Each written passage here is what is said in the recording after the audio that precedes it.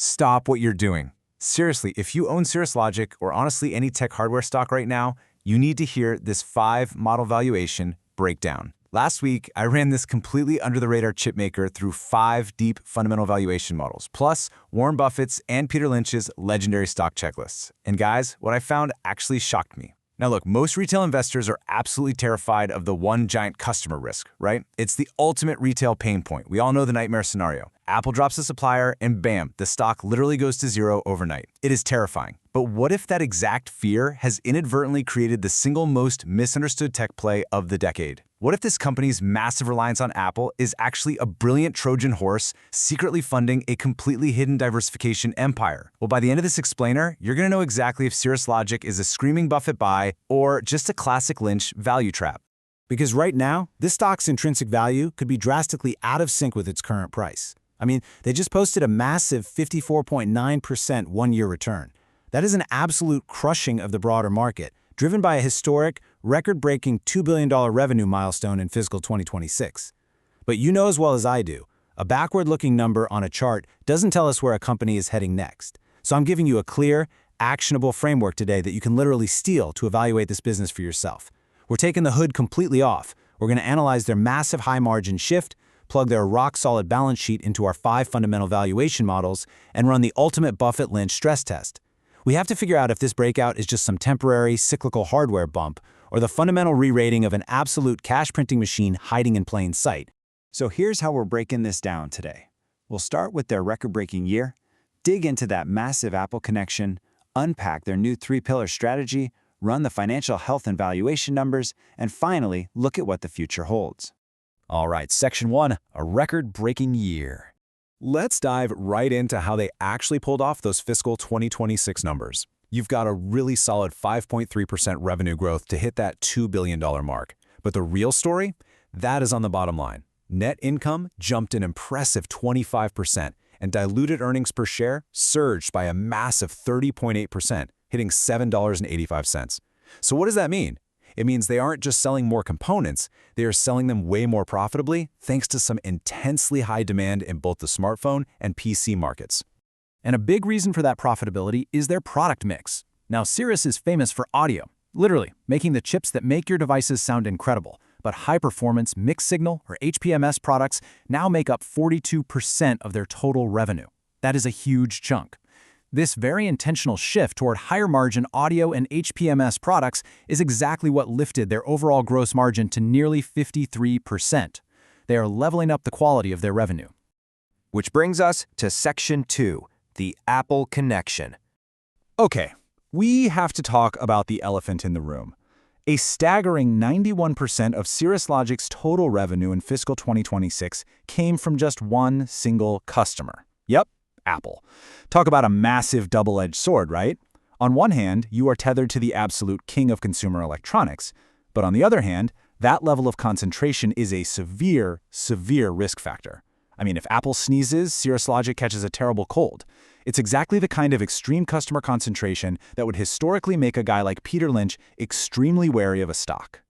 But here's the twist. This isn't just some standard transactional vendor relationship. It is an incredibly deep, entrenched partnership. Cirrus Logic is a key player in Apple's $400 million American manufacturing program. This cements a 2-decade-long engineering partnership between the two companies.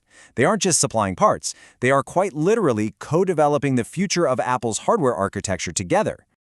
Just look at what they're building. They're collaborating up in Malta, New York alongside Global Foundries to manufacture entirely new tech. A huge standout here is their work designing advanced smart power ICs, integrated circuits, for future Face ID systems. This is massive for 2 reasons. First, it represents true geographic diversification of their supply chain by manufacturing right here in the US. And second, it locks Cirrus even tighter into the core, essential functionality of Apple's premium devices. So, how do they grow from here? That's Section 3, the 3-pillar strategy. To actually mitigate that massive concentration risk with Apple, CEO John Forsyth has outlined a very specific, actionable roadmap. Think of it as a 3-step survival and expansion plan. Step 1, protect the core by maintaining absolute leadership in smartphone audio. Step 2, boost the value and the range of that mixed signal content we talked about earlier. And step 3, which is really the most critical for their long-term story, break into entirely new applications and markets completely outside of the smartphone ecosystem. A huge part of that third pillar is PCs. Their SDCA audio platforms actually tripled in revenue last year. The entire PC industry is transitioning to this new audio standard, and Cirrus is just absolutely dominating it right now. In fact, management expects these specific SDCA designs to make up roughly 80% of their PC segment revenue in fiscal 2027. That perfectly positions them to capture the mainstream laptop market, plus this massive booming wave of AI-enabled PCs that desperately need crystal-clear voice interfaces. All right, let's look under the hood. Section 4, Financial Health and Valuation.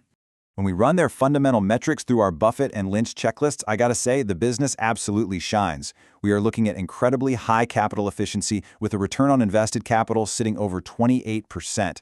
You've got an operating margin of 23.1% and a fantastic free cash flow yield of 8.11%. But here is the ultimate Warren Buffett green light: zero debt. None. They hold a net cash position with $1.2 billion in cash and investments. That gives them a massive, totally secure war chest to just pour into future R&D. But here is where it gets super interesting. Despite those record profits and a basically bulletproof balance sheet, when we plug Cirrus into our 5 fundamental valuation models, it trades at a really noticeable discount to the broader market. Their forward PE is just over 15, while the market average is sitting at nearly 26. So why the huge gap? Well, the market clearly sees that 91% Apple concentration and is heavily pricing in a discount for execution risk. Basically, Wall Street is demanding that Cirrus emphatically prove their diversification strategy actually works before they'll award them any sort of premium valuation. Which leads us perfectly into Section 5, looking to the future. So what are they doing with all that cash? Well, management explicitly expects their operating expenses to rise next year because they are intentionally accelerating R&D. CEO John Forsyth stated they're chasing the absolute strongest pipeline of opportunities they've seen in recent history. And think about it. When a highly disciplined company carrying zero debt decides to just crank up the dial on research and development, that is a massive, flashing signal of internal confidence in their upcoming product roadmap. And that R&D capital? It is flowing directly into high-margin general market segments. We're talking professional audio converters, sophisticated automotive solutions, and even industrial imaging for high-precision scanners. The beauty of these B2B markets is that they feature much longer product life cycles and they carry gross margins that are well above the company's historical average. It's a very smart play. So ultimately, it all comes down to this.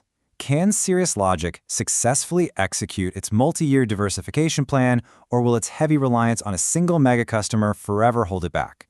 Look, they clearly have the cash, they have the elite engineering IP, and undeniable momentum in the PC and B2B markets. But transforming a 91% revenue concentration, that takes serious time. Can they build these new revenue pillars fast enough to satisfy a Peter Lynch growth standard? Or are they already a Buffett value play just hiding in plain sight? That is the definitive question you need to answer. Thanks for diving into this explainer with me, and definitely keep your eyes on those R&D investments.